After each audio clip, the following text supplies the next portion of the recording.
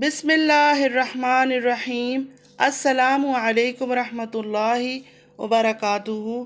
اللہ پاک ہم سب کو نیک ہدایت دے، قرآن سنت اور حدیث کی روشنی میں جینے کی توفیق عطا فرمائے، 5 وقت نماز کی توفیق عطا فرمائے، شیطان کی شر اور گمراہی سے ہمیں اور ہماری اولاد کو محفوظ رکھے، آمین ثم آمین۔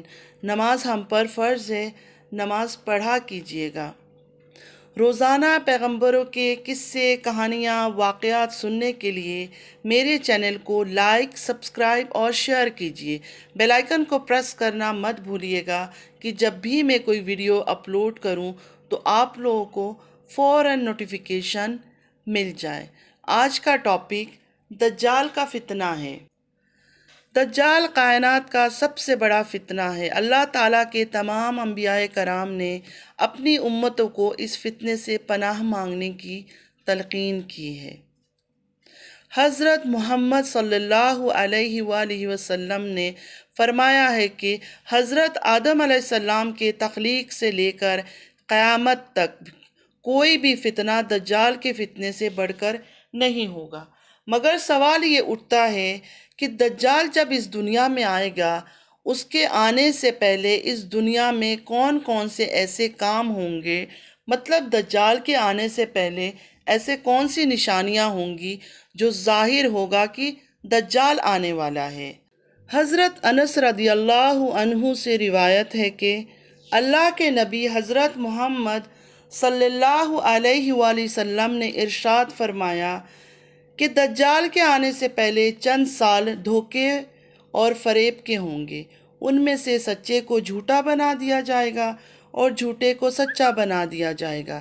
خیانت کرنے والے کو امانت دار سمجھا جائے گا اور امانت دار کو خیانت کرنے والا سمجھا جائے گا، اور لوگ ایک دوسرے کے معاملے میں ٹانگ اڑائیں گے۔ ایک صحیح حدیث سے معلوم ہوتا ہے کہ دجال اس وقت بھی دنیا میں موجود ہے، جسے اللہ تعالیٰ نے کسی ویران جزیرے میں بیڑیوں کے ساتھ جکڑ کر چھپا رکھا ہے، اور سرکولائٹ سسٹم کے ذریعے دنیا کے ہر حصے کی معلومات رکھنے والے دعوے دار آج تک دجال کو تلاش نہیں کر سکے۔ یہ یقیناً ان کے لیے اللہ تعالیٰ کی طرف سے کھلا چیلنج ہے۔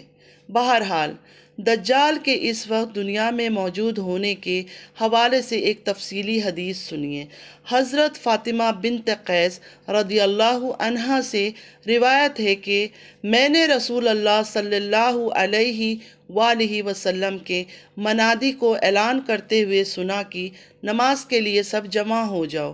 میں بھی مسجد کی طرف نکلی اور میں نے رسول اللہ صلی اللہ علیہ وآلہ وسلم کے ساتھ نماز ادا کیا۔ میں لوگوں کے پیچھے عورتوں کے ساتھ تھی۔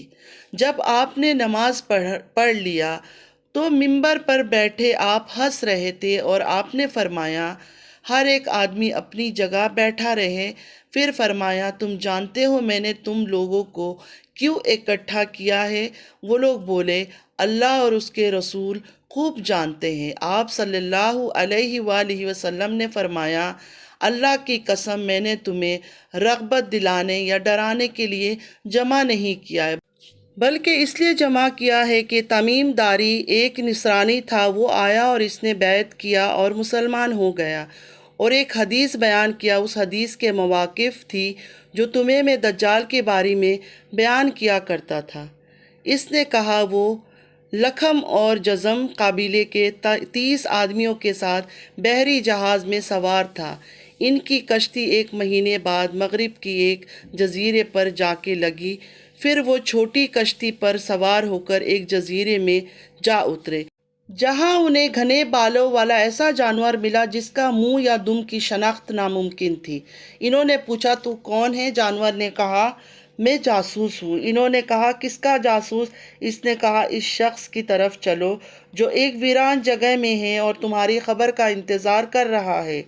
تمیم نے کہا پھر ہم تیز تیز چلتے ہوئے اس زیر میں داخل ہوئے۔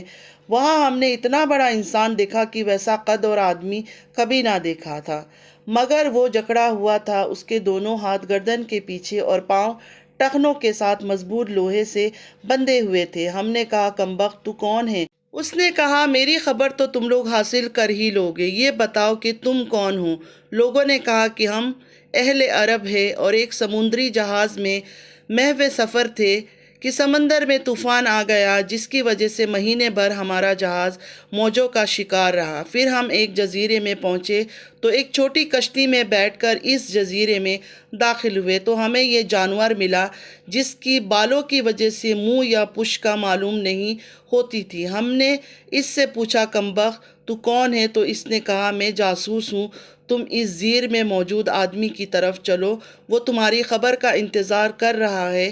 سو ہم جلدی سے تمہاری طرف چلے آئے اور ہم تو اس کو شیطان سمجھتے ہیں۔ دجال نے کہا مجھے بسان شام کی نخلستان کی خبر دو۔ ہم نے کہا کون سی خبر مطلوب ہے؟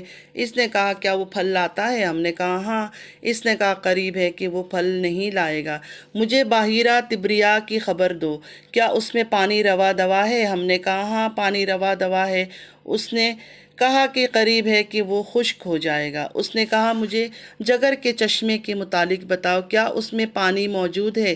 کیا لوگ اس کے پانی سے کھیتی باڑی کرتے ہیں؟ ہم نے کہا ہاں اس میں بھی پانی ہے اور لوگ اس کے پانی سے کھیتی باڑی کر رہے ہیں۔ اس نے کہا مجھے عرب کے نبی کی خبر دو۔ ہم نے کہا وہ مکہ سے ہجرت کر کے مدینہ جا پہنچے ہیں۔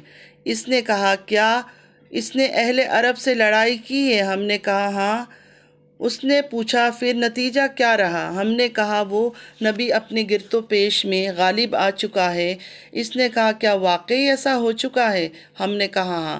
اس نے کہا لوگوں کے لیے اس کی اطاعت ہی بہتر ہے، میرے متعلق خبردار ہو جاؤ، میں مسیح دجال ہوں، عنقریب مجھے خروج کی اجازت دے دی جائے گی اور میں 40 دنوں میں پوری زمین کو فتح کر لوں گا۔ البتہ مکہ اور مدینہ مجھ پر حرام ہے، اگر میں اس طرف رخ کروں گا تو وہاں تلوار لہراتے ہوئے فرشتے مجھے روک دیں گے جو وہاں پہرے پر مقرر ہوں گے۔ نبی پاک صلی اللہ علیہ وآلہ وسلم نے اپنی چھڑی کو 3 مرتبہ منبر پر مارا اور فرمایا یہی تھا وہ بات، کیا میں تمہیں اس دجال کے بارے میں بتایا نہیں کرتا تھا؟ لوگوں نے کہا کیوں نہیں؟ پھر آپ صلی اللہ علیہ وآلہ وسلم نے فرمایا کہ مجھے تمیم کی بات اس لیے اچھی لگی کہ یہ میری اس خبر کے مشابہ ہے جو میں تمہیں دجال اور مکہ و مدینہ کے بارے میں بتایا کرتا تھا۔ خبردار، دجال دریائے شام میں یا دریائے یمن میں نہیں بلکہ وہ مشرق کی طرف ہے۔ آپ صلی اللہ علیہ وآلہ وسلم نے یہ الفاظ 3 دفعہ دہرایا اور آپ صلی اللہ علیہ وآلہ وسلم نے مشرق کی طرف اپنے ہاتھ سے اشارہ بھی فرمایا۔ جو نشانیاں بتایا گیا ہے دجال کا آج کل وہ سب نظر آتا ہے۔ ہر جگہ فتنہ فساد، اچھے کو برا، برے کو اچھا، دوسروں کے معاملے میں ٹانگ اڑانا، یہی ہو رہا ہے۔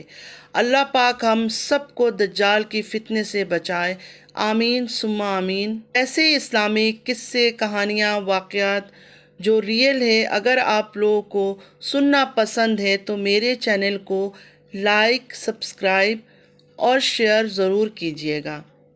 بیل آئیکن کو ہٹ کرنا مت بھولیے گا۔ Thanks for watching. اللہ حافظ۔